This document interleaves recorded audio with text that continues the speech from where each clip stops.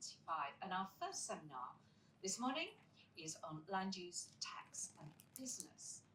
And this seminar is sponsored and presented by the Central Association of Agricultural Valuers, also known, as you will know, as CAAV. And I'm delighted to welcome Jeremy Moody. He is the CAAV Secretary and Advisor. And Jeremy is... oh, sorry. Thank you. And Jeremy is the Farmers Weekly 2024 Awards Lifetime Achievement winner. And he has played a key role in shaping agricultural policy and law for over 30 years. And in his role as Secretary and Advisor to the CAAV, he has influenced governments at all levels, and everything from agricultural tenancies and CAP reform to taxation, planning, climate change, environmental issues, and the development of post-basic payment scheme support. So a huge, huge welcome to Jeremy Moody. Thank you very much. Well, thanks very much indeed. Thanks. Good to see you here, and I hope there are more people who will come in from the car queues outside. The slides that you have here, which we'll try and run through some of them, were obviously written before yesterday's announcement, and a certain amount happened yesterday, and a certain amount of effort goes into trying to work out what happened yesterday. We have, and so it's probably worth just a few words about the spending review to start with, and then we can go through the run of slides and the topics covered, and then any questions that people have. What we've got in the shoal of figures is an overall modest cut in DEFRA's spending. And probably for this audience, the critical figure is 2.3 billion. That since 2013, the figure set in legislation for what was CAP spending in England has been 2.4 billion. The probably comparable figure in yesterday's announcements is 2.3 billion for the Farming and Countryside programme, and within that, about 2 billion going on what they're calling the ELM schemes. Over and above the 2.3, there's another 400 million, which gets you to the 2.7 that some have quoted, but that is for additional nature spending. And we don't have the faintest idea really what that amounts to, but it's not on the face of it necessarily anything that's going to go by force near a farm or to do with continuing farming. The move to 2 billion pretty much follows through, as far as I can see, what we've done this year, which is the near scything of the dealing to payment. We wait to see, of course, now what the money will actually be spent on. And talking earlier, we could feel that a year ago we knew more about the schemes that were coming than we do now. And that's an interesting challenge. A year ago, SFI had 104 options announced for it. Very little happened since, and then shut down. We probably knew more then than we do now. And landscape recovery still waiting for any of the agreements to fall into place. So there are a series of issues here that we don't know we don't know what the money is going to be spent on, how much it may actually be consistent with continued farming. That was the point about SFI. It was a scheme that was consistent with farming, as opposed to changing land use as you move further up those tiers. The talk from ministers, and we can pick up again on this a little while, the talk from ministers has been that SFI, the replacement, is no longer to be broad and shallow for everybody. It is to be focused, maybe less productive land, maybe the small farms, and as we've begun to learn, by small, they can be very small indeed in looking at all of that. So we are at the point of a mystery. What you've got are the very headline totals. It is then for DEFRA over the next weeks and months to set out what it's intending new schemes actually will look like. And that will be something which won't necessarily come in a rush, because every government department that has been held up by the whole spending review process is waiting to get its own announcements out. And there's this glut of announcements waiting to come. And so they'll be phased, but also there'll be more work to be done now the figures are settled and they'll be working through what they need to sort out. So it will be some time, but on whatever follows SFI, we were told that the decision would be outlined in the weeks after the spending review for implementation, probably in 2026, quite probably in later 2026. So again, we're waiting to see really where we go. So with those opening remarks, since that really is trying to get the prince back into Hamlet, for what people might have been looking for, yeah, we're here as the Central Association of Agricultural Valuers, a professional association across the whole UK, operating for 115 years now, and some of our member associations a lot longer than that. And we are looking to provide direct advice to clients in their situation as farmers and as landowners, as other people involved in rural land and business.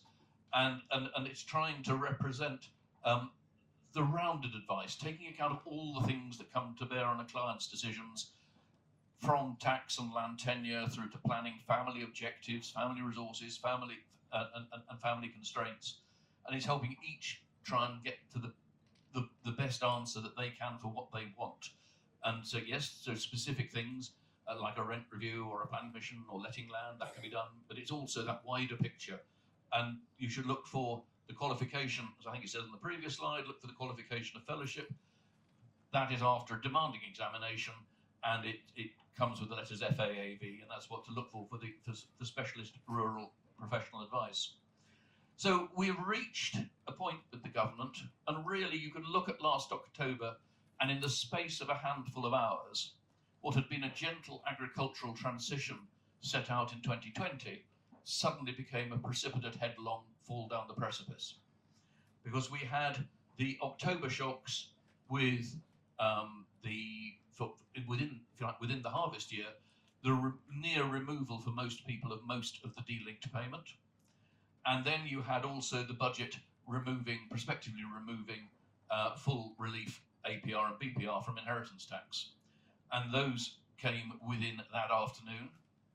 And then we've had the curious experience over the last months of what has happened to the schemes we thought we had. And we had that with capital grants in the autumn, and we've had that with SFI this spring. And so again, what we're looking at now is the agricultural transition in England, which was being phased in from 2020, in terms of the phasing out of direct government support to farming, has now happened. And it's now a question, and really the point then, as one points to come through these slides, is it's now a question of understanding how the commercial businesses that come to cereals, that are the backbone of arable England, and by extension the other commercial farming sectors in the country, how we actually look and face up to this within the framework of evolving government policy. So we've had this just picking up, we've pretty much covered this, that's what happened in October. And we were given these warnings in October. The Budget Red Book, which is the big fat book that comes out and tells you everything that wasn't in the Chancellor's budget speech, gave this warning back in October about the question of affordability of schemes. Also quite strikingly, flood defences. Yesterday's statements given 4.2 billion to flood defences. And then at the bottom, DEFRA's own blog at the same time came out and said, and so these are things that are in plain sight and have been said to us. They said farms, and all right, they then said, including the larger ones, but actually that's expressed as all farms. They then said, look, you've not got to rely on our direct payments. You've got to sort yourselves out as businesses. And that is as was said then. And we've had then, as I've said, this issue of the strange death of schemes.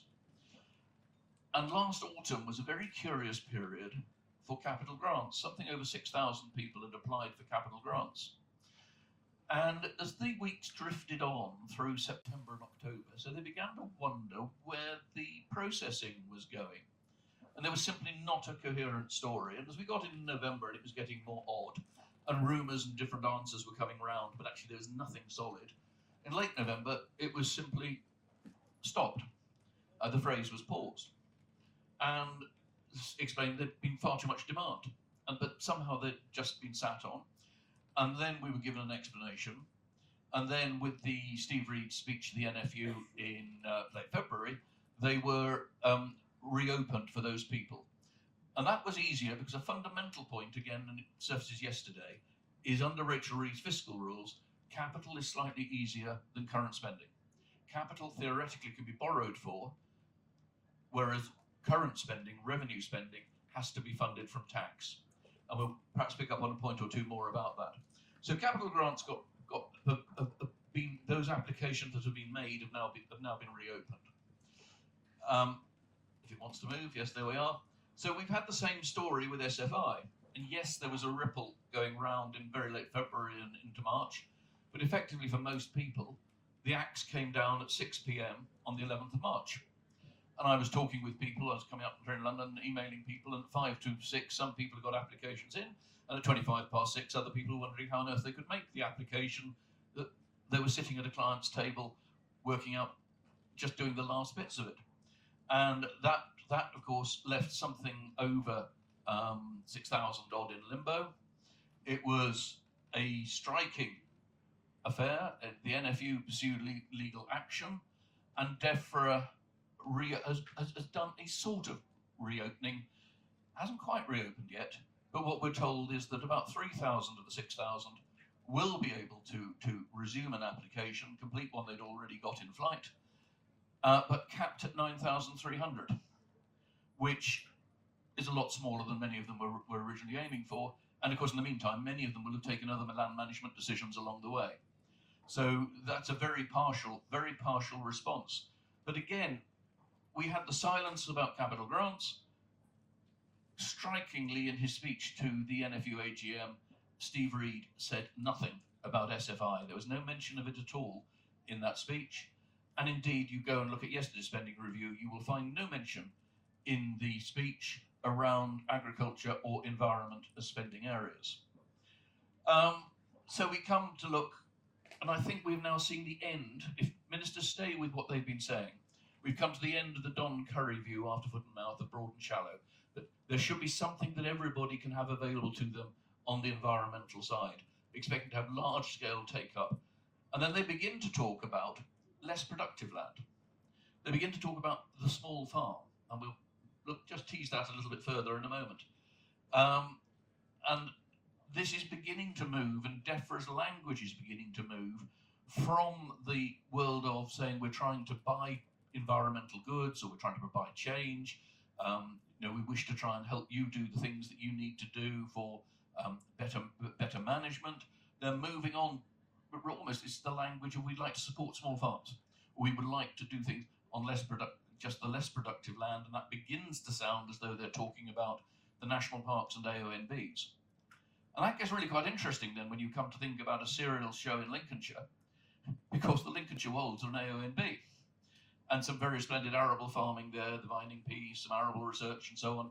Go to the North Norfolk coast again, go to Dedham Vale and Suffolk coastal again, quality roots farming and the rest coming through. You go down to the South Downs National Park and the Chalkland Downs. Not only are they arable, but they're also the backbone of the new vineyard industry we have. And so watching this kind of shift, there's a lot more thinking to be done, but just watching where the straws in the wind are blowing as we look at these things. So we had the spending review, which of course yesterday was on Tuesday when the slides were done, was tomorrow. It has now happened, it's now yesterday's. And I think the big thing I want to draw out from you from this, and things I should perhaps have said at the beginning, is that I don't see, despite all the presentation, that this is for the next 3 years, for 26/7 through to 28/9, effectively the rest of this Parliament. This sets the stable framework in which all orderly policy can now be rolled out over those years. Everybody will know where they are. Simply do not see that in the figures. The public finances appear to be in worse position than they were last summer. The leeway within the figures is nominal, and all the risks, particularly from across the Atlantic, but just around the world, all the risks look downside at the moment, and there's next to no margin in any of this. The growth, well, the government, yes, they tried to continue to make a lot out of the nominal 0.7% growth in the first quarter of this year. The first quarter of last year similarly had a good figure, and we have, of course, this morning had the growth figure for April, which is minus 0.3%. And it just shows the danger of seizing on any snapshot. The overall picture for nearly 20 years is we've been going sideways. And that's the real economic challenge in all of this. So the odds are she or her successor is back for more, whether it's this autumn, whether it's more cuts in spending, whether it's increases in taxation. I see it very difficult to escape that. This settlement doesn't. It's within very tight figures. It's allocating the money that had already been, the total's already been set. And start giving you some benchmarks for that. The figure for this year is a 2% growth. The figure for next year, so the first year of this review, is 1.2%, and thereafter it's 0.9% and 0.9%. And that's it. Everything has to be squeezed into that, including the 3% growth in the NHS, including all the new demands for defence spending, all the ways in which you work all that. And if you increase those figures, everything else has to be squeezed to make the arithmetic work. And that's where, if you look at public sector pay awards, if you look at all the talk about efficiency, if you look at the absence of growth, you are confronted with sums that don't add up. So caught in the headlamps, they have got Labour backbenchers who will not give ground on welfare. We have got the imperatives coming through on defence. We have all the pressures coming through on all sides and risks, and we have the need to try and get some growth into the economy. And they are torn, as though torn by wild horses, in trying to reconcile all those various pressures. And that's where we need growth to come through. We have been going sideways since 2008, and that is making us relatively poor as a country. A lot of talk about a cost of living crisis. Bluntly, our problem is not a cost of living crisis, it's a chronic shortage of income. We've failed to achieve the growth. If you followed historic trends, we would next year each be about 10 or 11,000 better off in terms of income than we are because of the lost growth since 2008. So we got the spending review, where all this is saying it's coming through. We've talked to Chunk about it, and what goes on in the devolveds will be a consequence of the money they are given in yesterday's spending review. So if you have interest in Scotland or Wales or Northern Ireland, then what comes through in agricultural spending will be something that they will now have to be deciding. Wales, obviously, in the next just in the next handful of weeks, Scotland a little longer, in the wake of the money that they have now been given. But this is a tight budget all round. So conclusions as to where we are. We're basically, if we look at what's in plain sight, we're looking at being told we look to ourselves as businesses. The notion that there is money to flow just simply to support has been told that has come to an end. And I put there, just to put it, encapsulate it, the business of farming is now farming as a business for those people who are looking to operate as commercial farmers. And we really are, there is then the outstanding question, after the 2 consecutive fiascos over grant schemes, of the extent to which farmers should build up expectations of what they can get from a grant scheme, and indeed the amount of professional work and commitment and cost that can be committed at the same time to something when the government can just close the party down without notice. And that's a question of trust and confidence in these schemes, which is, I think, a challenge for government to try to handle in all of this.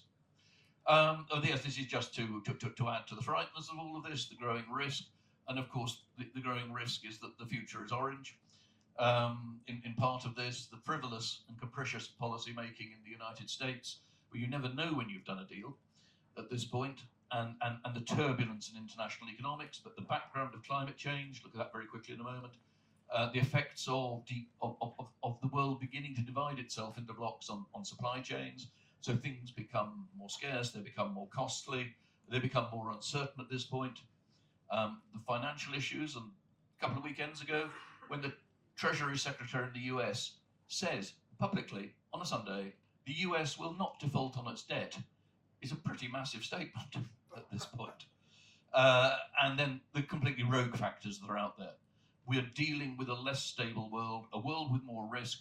We may have thought the years since the Second War contained some quite exciting periods, but on the whole, there has been, with hindsight at least, a stability that is very difficult to feel we can take for granted to the same extent as we look ahead at the next decade or two. And that's really quite a challenge, particularly with the precarious economy that we have. So I thought this was just an interesting shot to put up. This is drought in the Mediterranean January last year. And just I keep showing it, which is why it's still January last year. But what you've got, if we just play that one round, Morocco this spring had to cut down on lamb slaughtering for Eid because it didn't have the lambs because of the drought. Southern Portugal, people I know there, will now not grow cereals because it's too hot and too dry. Everything now is irrigated under glass houses, and they moved on from cereals. The terrible flooding in Valencia on the east side of Spain, part of that was because of this drought. The ground was baked hard and couldn't absorb the water. So when the water came in torrents, it came fatally. Come round into northern Italy. The Prosecco slopes there are now seeing massive soil erosion from, again, the same torrential downpours that are coming in climate change. But for other agricultural points of view, the loss of snowmelt from the Alps is seeing salt water then come further up the Po Valley. That is then driving people out of rice into maize. And you're watching these ripples come through with changes in how water works. In all of this, Athens beginning to talk about whether it can see a water supply beyond the next 2 or 3 years. All these challenges coming through, you can look at that as a cast list of horrors, but in relative advantage terms, if that makes the north coast of the Mediterranean pretty inhospitable for much of the agriculture it has conventionally done, those are opportunities for us as climate moves our way over the next few decades. And you watch these things, these patterns shift, at least relatively in all of this. We will, as we'll come back to, face more risk, more extreme weathers, more varied extreme weathers. Those are a massive challenge for farm management to face. But we're not at this point facing that. And the issue of where good production happens and how it can be done well and in a changing world is a substantial one. And though the other side of it, just talking about our extreme weathers and risks, 2040 looks like 2050, so you've got 2040 on this chart. This is the expectation where annual flooding might be. And of course, that doesn't mean it's unfarmable land. It means it's land that has to be managed with this as a potential issue. And over down by the Y near me, we've got land that can flood in the winter, but it's going to grow vegetables in the summer. But it's then how we're managing it, how we're looking at dealing with this. And again, that's adding to risk, it's adding to uncertainty and questions around this balance we'll have to do between productivity and resilience. And there, of course, the wider risks as we look. There they are. So coming to the headings of this, David, looking at land use, we have phenomenal competition now for one island's worth of land for all the different uses that people want from it. Clearly agriculture, obviously housing and development, but woodland, nature, carbon, leisure, infrastructure, all of this coming through. And in this, a critical point, if we look at this, is that land is not of itself just all of equal utility or equal value. Some land is good land, some land is less productive land, all land tends to have a bit of value or not because of where it is. And so a real example of that coming directly into Lincolnshire is for power generation, access to the grid is of enormous locational importance. A lot of that, just as we faced 80 years ago with where we wanted airfields for the Second World War, a lot of that is also unproductive land.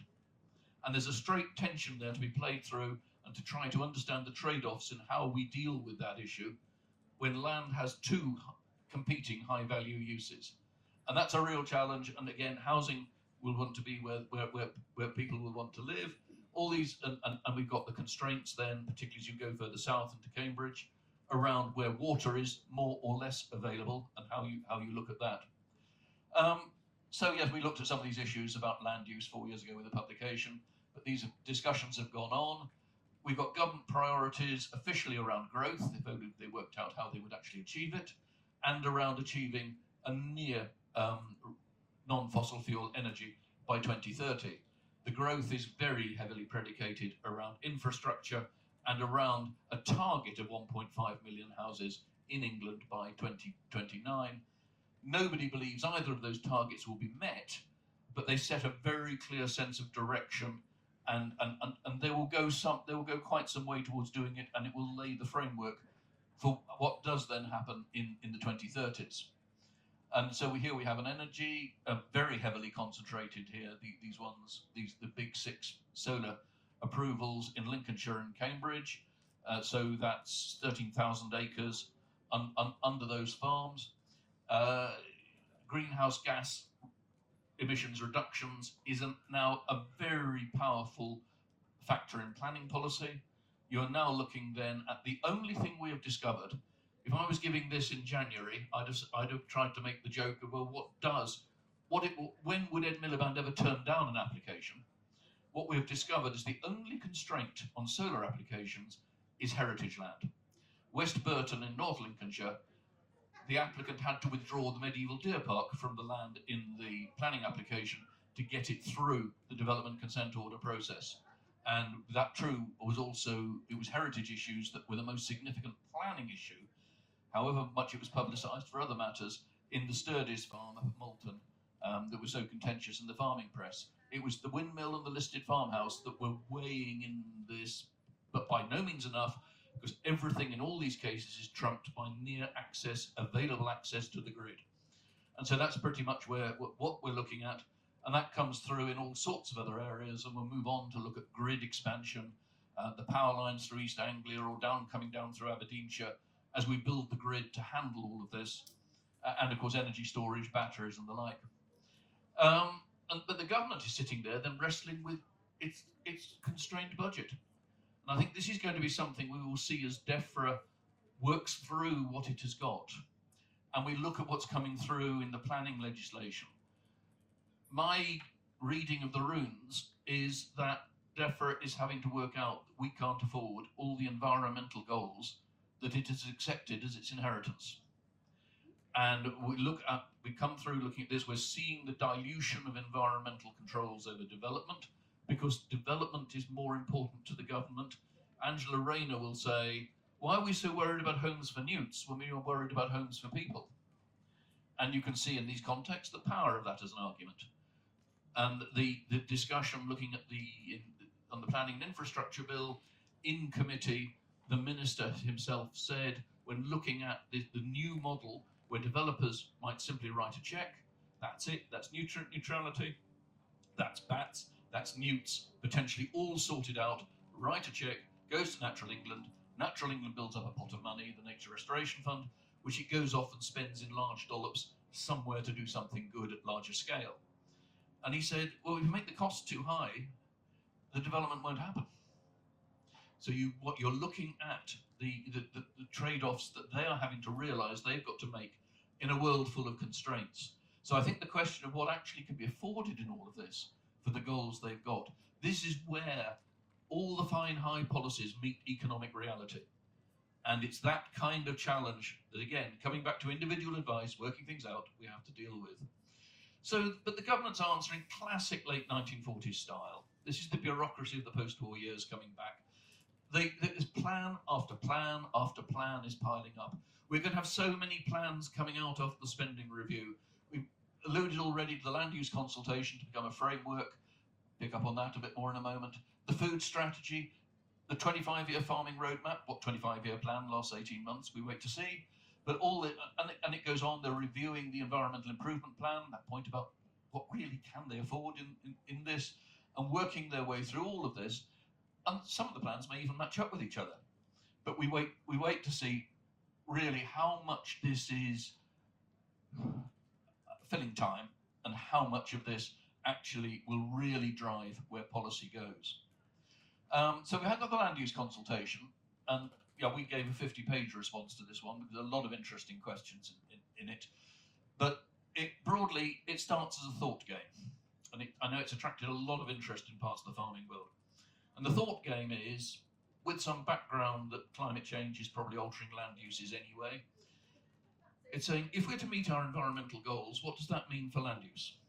And they say, well, to do that, we basically need, with 70% of England being broadly rural stroke agricultural, that needs 9% or so of it moving across into primarily agricultural uses.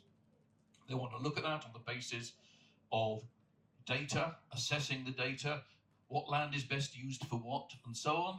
A lot of the data is actually not very good, and a lot of data is out of date, and so on, but they're trying to be rational about it.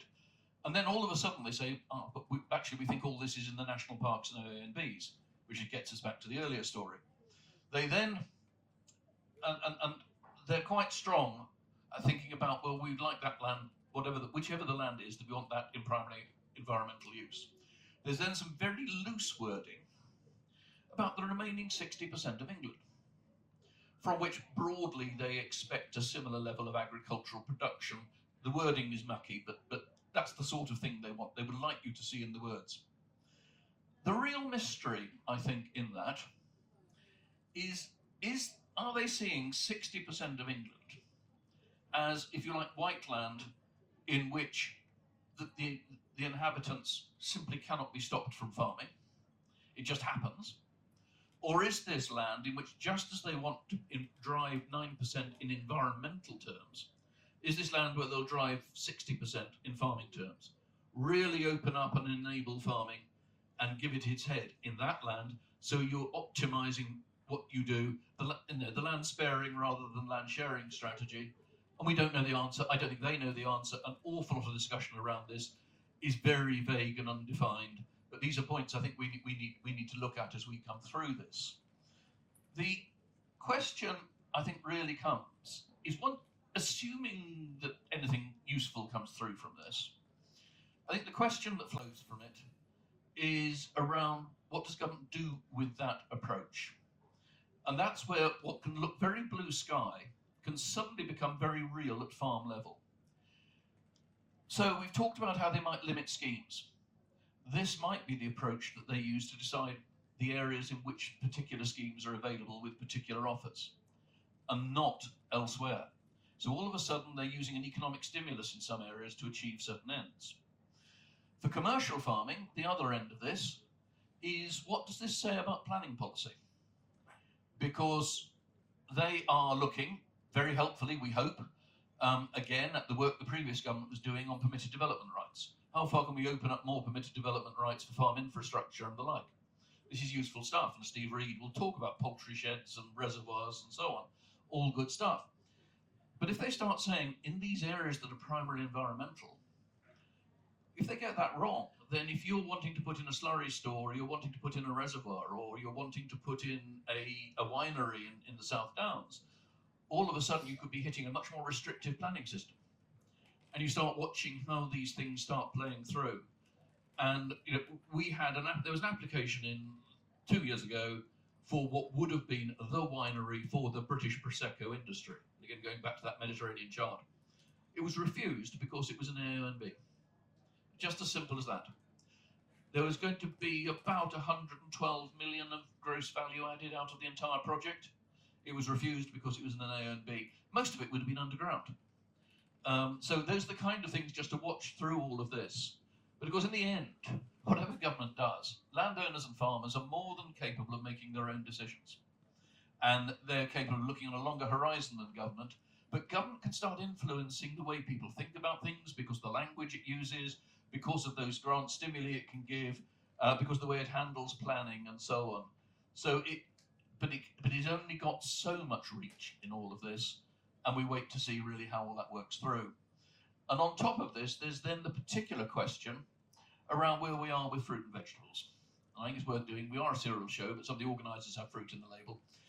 We have a major problem in that all official public opinion, all the great and the good, would love the British public to eat more fruit and veg.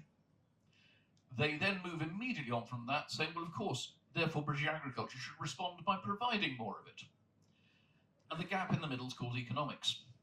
And the gap in the middle is that what I see is a world where reward has not responded to increased risk and the scale of working capital required.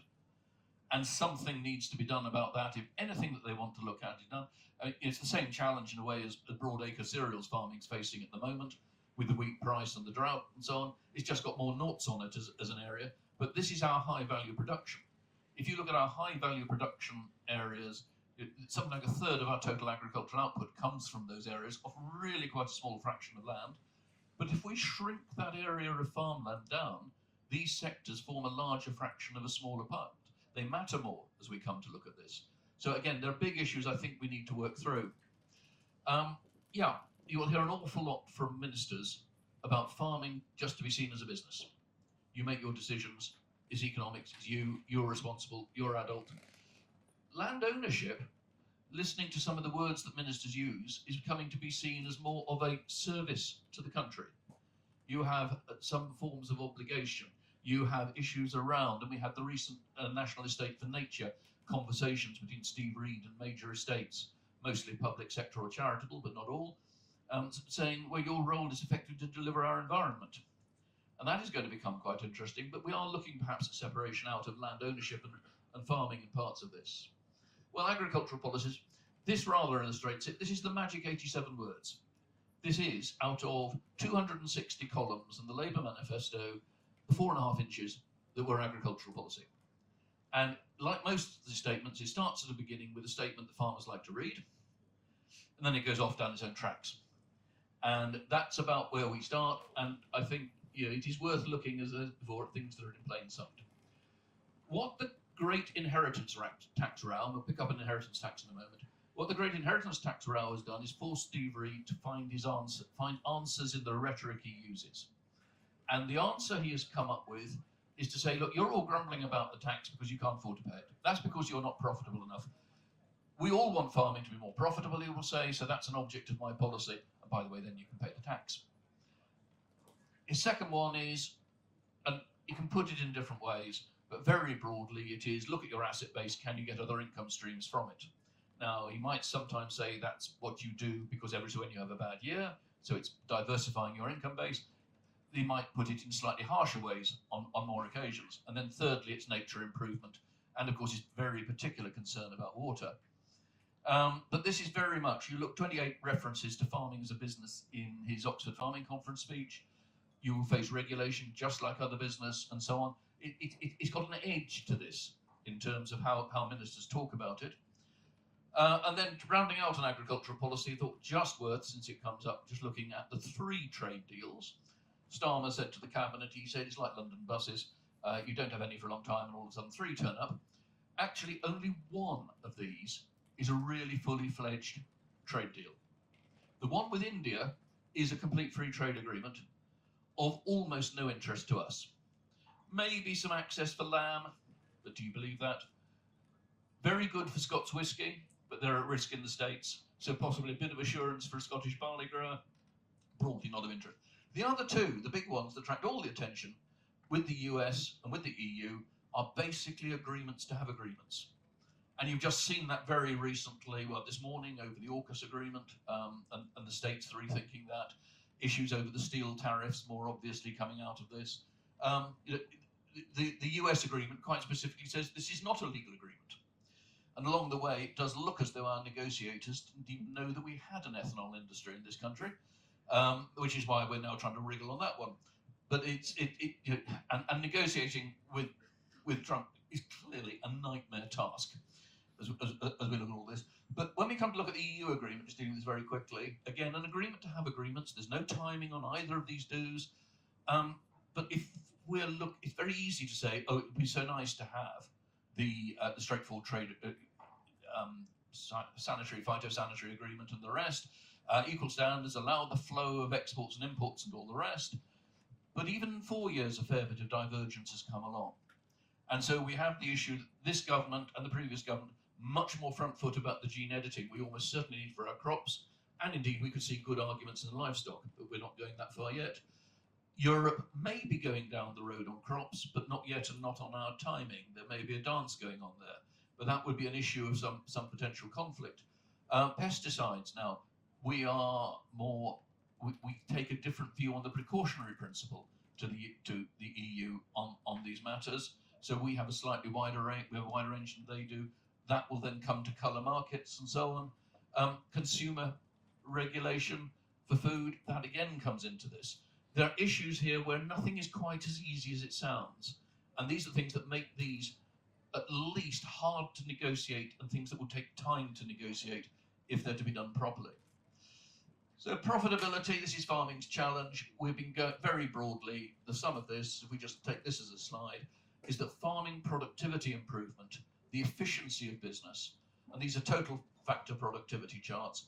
You will see, if you can just see on the screen, if you can't, probably not much, there's a sludge-coloured line at the bottom, which deviates, drops away from the early 90s, and that's UK agriculture compared with major competitors. And that's sort of France, Germany, Holland, the US, and so on. And that coincides, interestingly, with the advent of area payments. The trick is then looking at this, and these are figures, again, drawn more recently. These are taking, if what you're watching is a declining pattern of productivity improvement. And almost all of this is because we're using fewer inputs to achieve very similar outputs. So we are getting that a little bit more efficient, but only a little, and each decade that passes, we're doing it by less. And so before the financial crisis, we were above 1% a year. Since the financial crisis, we've been called at 0.4% a year. And that is a major handicap if you're trying to run competitive commercial businesses in the world. And if the slides there are, yes, and so for a cereals event, this just takes five years figures from the HDB for the major arable crops. And what it shows is the top quartile of farmers make money on almost all crops bar linseed. And my memory is that people only grew linseed when they knew what the substitute would be. The bottom quartile, the figures that are obviously hanging down from the chart, those are quite often people for all sorts of reasons in particular situations, not necessarily motivated by profit or other things. But the middle quartile, the blue bars, are the tragedy. And that's the issue, that there are people who are basically not making money, taking 5 years together, looking at all of that. And what we need is the emphasis on people achieving top quartile performance. Some of that is making people better. Some of that is giving the people who are good more head to be more good more widely. And some of it, of course, is letting new good people in. It's the whole mix of all three strategies. And so we come to look at farming land uses when we're having to manage more risk in all of this. And the risk of very contrasting extreme weathers really does pile on the challenges for farm management in looking at this. And we're watching a number of these things come through as to how we manage all this, and dwelt on some of these points earlier. But just to try and give a sort of sense of spectrum in this, and this is just points on a spectrum, I think we're going to see more farming done under cover. And that's, in a sense, that's everything from polythene in the field right the way through pigs and poultry indoors and so on as we go on. And maybe after a couple of bankruptcies, maybe some of the vertical farming materials, but that's so capital intensive. We then got sections of British agriculture are really good commodity farmers, and they just face the challenge of keeping unit costs down. That's just a permanent task in looking at this. We've got people then who look to try and find more ways to make income out of what they're doing. Then we come to look at people who are managing to make environmental payments work for them. And at the bottom end, we've got the people who are effectively saying, we're going environmental. But there's a spectrum in that, and people find their ways in different routes through this. But each is trying to find their way to meet their objectives, and also, with luck, to make money. And so we've got Minette Batter's Farming Profitability Review across a whole spread of headings. What we're looking at doing is taking this as an opportunity to think, and we'll come at the closing parts of these slides, to think about, well, what really do we need for a profitable agriculture in this country? But an awful lot of this is still on conversations. Ministers are still, I think, fairly undefined in what they're thinking about for any of these concepts. If you listen to Steve Reed, when he sees it largely about reducing inputs, he sees largely where you reduce pesticides will help you with IPM, you'll use fewer fertilizers, but of course you'll maintain your yield. If you want to see a man run for the hills, ask about higher prices in supermarkets. But we're watching these issues. The answers are bigger than I think we're currently discussing them. And then, of course, we come to the other October shock, which is the inheritance tax challenge. And at this point, for these remarks, I think I'm simply taking it as read that at the highest level, and there may be issues of detail and so on, what's currently been put on the table is what will get legislated for. Now, it could always possibly change, it could be changed later. Governments do unpick their mistakes at times. But at the moment we take it as coming through, this is a prime example of current public spending with all its inefficiency crowding out private investment. And that's a big thing to watch and be concerned about. This is a challenge that we seem unable to convey to ministers as to how the impact this has on small private businesses, on their own resources, making their own investments. So, but taking it is, firstly, we're really looking at how family farms are going to react to this. We're saying, who actually owns what? You go and talk to a farm, and you come away with the impression that there's one controlling mind, it's all in one hand, and that's it. And then you start opening up the package and you discover it's all much more complicated. Big patterns of devolution down the family mean that land is in various hands and different mortgages held by different people and so on. And the challenging question in Northern Ireland is who actually does own the cattle. And then where does the family want to be in, say, 10, 15 years' time? And I've got radically different answers. If you're 91, the land's going to go for development and you've got no farming heirs, or you have a strong, profitable farming business with the next 2 generations clearly in sight, and everything in between and all other options. A point in that is there will be no standard answers in this. It's all individual. It's all working your way through it. But where reasonably do they want to be in 10 or 15 years' time? It gives you an objective to start framing a strategy around. What are their attitudes to inheriting capital? I did a webinar on this, and there's a lady livestock farmer on it, and she said, I look at my daughters, she said, and I look at them and tell them, she who works it gets it. That's the classic traditional strategy. Keep the farm together as a working unit. Other members of the family have to understand that. Modern attitudes are spread the capital around equally. How do you preserve the business in that? And that's some of the things perhaps we'll just touch on in a moment. But what are the goals? And then if we're looking at the business, and a theme right the way through this is that this is a very, very large tax tail, but we do not need it to wag the business dog. It's the business that's going to pay for all. It's the business that's going to be there if we intend it, and it can be in 10 and 20 years' time and so. And so simply focusing on the tax, it's important, but actually we've got to keep the functioning business working well. And that comes down then to looking at the family. And there's an awful lot in ministers' self-appointed role as financial advisors to the sector, telling you how you needn't pay the tax that they've so kindly given you not to pay, that they will assume an almost infinite number of family members. And of course, in the modern world, there aren't that necessarily that number of family members. They don't necessarily come at convenient ages in all of this. And I come then to look at, particularly for the future of the business, who are the available members of the family? And all of a sudden, you don't have too many fingers to count them on. Who is competent and capable? There's some who shouldn't be allowed near a business. Who is willing and interested? And then who are compatible? And those are all challenges to work through as to where the future of the business really lies. And that may be a different question from where the family thinks capital assets should go. So beginning to work over that. And then this is, stepping back, this is now really quite a major challenge.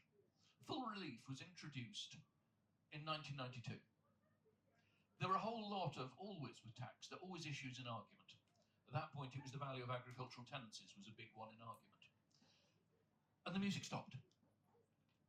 We are now starting the music again in April 26, where we left off in April 92. And all those things will start coming out of the woodwork again, but we will now have to look at AD plants, at renewables. We will need to look at shareholdings in family companies, how we look at those. Goodwill for some diversified activities and so on. All these things start coming out, and there'll be new issues in all of this. We're turning over stones. Mostly, nobody's had a reason to turn over for a generation. And we're going to have all these things to value because nobody really has been valuing livestock, has been asked to value livestock and machinery because the revenue has said you don't need to do it if you're fully relieved of BPR. Silage, stocks, and all of this are very basic plea. And now this, from a valuers organisation, is please instruct the valuer as soon as possible after death. If it's a fattening farm you're on, and you go and you're instructed 7 months later, half the animals that are there might now be on the hook. Tracing all of that and working through might be quite significant. And of course, this is quite extraordinary. As ministers tell you how you need to pay this, and there are all the routes here, gifts and insurance and the rest of it that can be in play, and you think about what you do. The ingenuity of the farming world and the advisory world between us will get it sorted for a lot of people. They will pay not as much tax as they might fear because it'll be managed. The people who are really inframed to pay the tax are the terminally ill, the frail, the very elderly, the widowed, and so on. A very unattractive tax base. So we look at farm structures and think about how we deal with all of that. The issues in giving. many small and medium-sized farms have a lot less flexibility for what they can afford to give than ministers might think, particularly if with a couple, one cares that the other still has something to live on and live in later on. And so the issues become more complex and need thinking through and talking about. And at the bottom, classic farming, a trap, beware the gift with reservation of benefit. I give you the farmhouse, I carry on living there. Well, the revenue will laugh and say that's taxable. I've reserved my benefit in it. So again, thinking what you're doing, the challenge with working through on spouse assets, what do you give down, but what do you need to keep back? And maybe there's some you need to keep back for the benefit of rebasing on death the capital gains tax.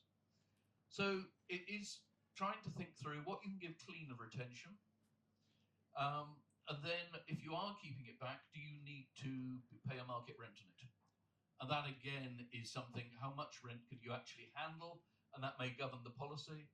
How does all this work through? And the various challenges, but the key point on the bottom of this slide is all this is yet again about risk management. I was asked at the Oxford Real Farming Conference by somebody running obviously a pretty good, pretty successful organic business, pick a figure, 360 acres, some added value, given 49% to my son, should I give the other half? And I don't know more about his situation, it was a question and a conference and the rest, but what struck me was, you've probably actually already about balanced your risks about as well as you're going to. You've each got $1 million. Nothing says that you are the one who's going to die first. The young can die first. So actually between you, you've balanced your risks. At this stage, on what you know at this point, putting everything into the hands of the son, okay, you can then, it's easier to write insurance. But at that point, you've only got the 1 million. And then what happens if the son dies first? And it's playing those kinds of issues through and thinking about this risk management. There isn't usually the ultimate goal of having to pay no tax, is how you do it. And of course, ministers then very strong on this notion of, well, of course, you could pay it over 10 years. That is, for many people, more than they might pay in rent on the entire farm. And that is where it really threatens to strangle investment. And of course, you're facing not just one death, but the possibility of successive deaths coming through. You know, the husband dies and the wife dies, and these things pile up. But you can do that. What we're waiting to see and understand is what happens if all of a sudden you can't afford one of the 10-year instalments. How does that play through? Things to look at there. Other resources, of course, if you have them, could be used to deal with this. It's almost certainly not worth borrowing in order to try to meet the tax. That's probably true. But disposing of some asset and disrupting the structure of the business, again, ways through this. But all these are differing answers. You can begin to set up a pattern in the business whereby the land goes down to people in their 30s, you insure their lives till they're in their 70s, and you assume a cycle carries on through this if all the world stayed much the same. Dispersing ownership of assets, a way to think about it, but thinking about how you relate the business to the land, and are they actually really separate matters? Conditional exemptions being talked about quite a lot. If you've got a historic landscape, the revenue might just accept that and say, well, we will put inheritance tax in suspense, provided you continue to maintain the land that way. Double funding rules mean that you may then not have access to some of the environment scheme payments within that because you're already being required by the tax saving to look after that. But more strategically, this is a tax on capital. How do you run a business with less capital?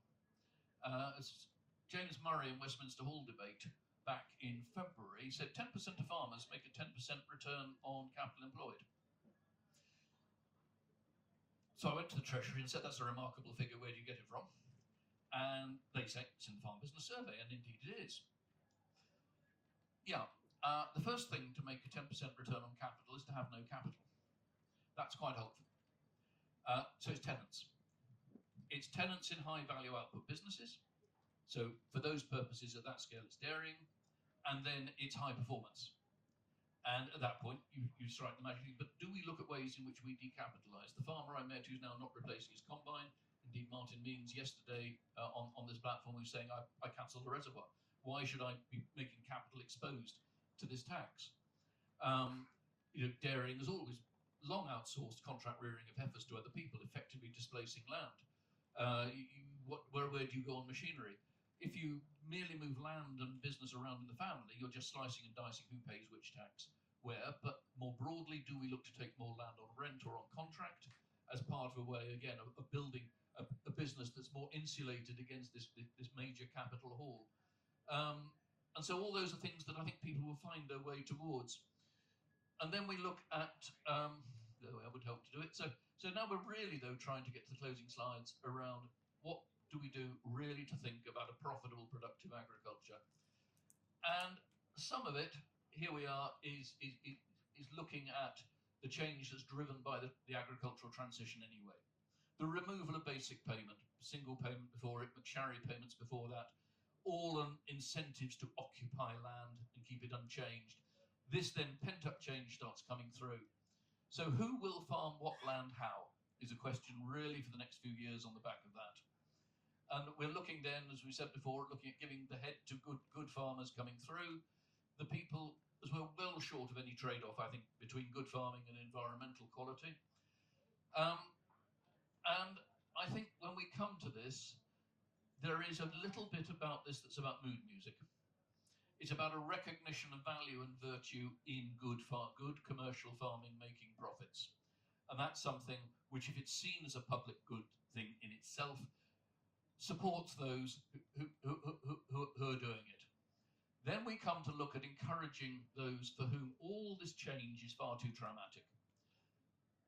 And they could just hunker down and make even less money and be even unhappier. But actually, can they make their land available, continue to own it? Can they make it available for somebody else to have the use and occupation of, to farm well?